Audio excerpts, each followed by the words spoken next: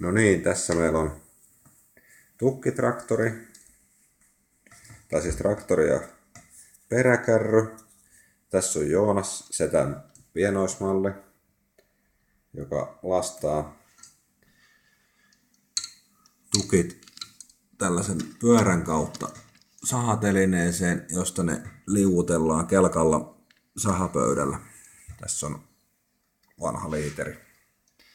Lähimmäinen tukkipino siirretään pois ja tästä pystyy nostaa sitten tukit suoraan tänne rullalle ja sahalle. Tai siis nyt mennään. Joo, nyt voi siitä rullata. Hyvä. Sitten sä voit ottaa valmiin hirren sinne kärryyn.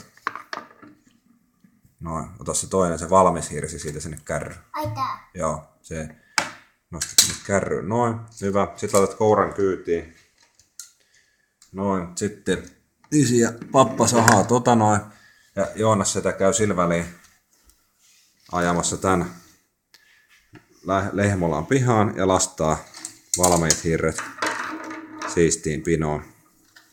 Peruttaa takaisin ja lastaa taas seuraavan hirren pyörän kautta sisään. Eikö mennyt hyvin? Oippu. Ja tässä oli siis vanha peräkärry, joko tässä tai siellä nykyisellä takakauhan paikalla, ja siihen lastataan kuoret sun periskeen. Uusi sellainen tavallinen peräkärry. Vielä kutanko papalle ja Joonas? Vielä kutanko?